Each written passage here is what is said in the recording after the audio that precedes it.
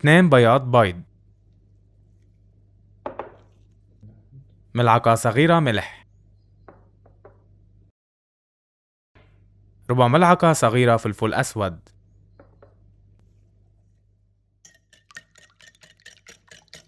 يخفق حتى يصبح المزيج رغويا، ربع كوب نشا الذرة، ربع كوب سمسم مكشور، يخلط جيدا، نصف كيلوغرام كريدس منظف، يقلب جيدا حتى تتغلف كل الحبات بمزيج البيض والسمسم.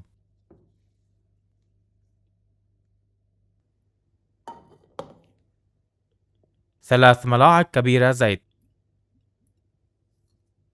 يوضع على نار متوسطة ويترك حتى يحمى.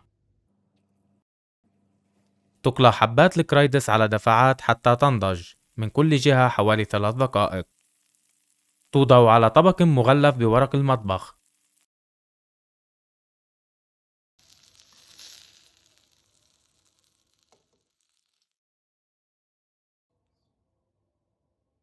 كوب عصير برتقال، يوضع على نار متوسطة. ملعقة كبيرة سكر، ملعقتان كبيرتان صويا صوص.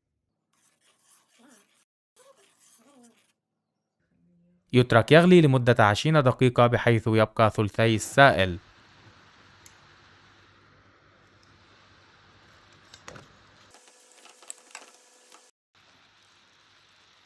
نصف كوب بصل أخضر، يقلب ثم يرفع عن النار.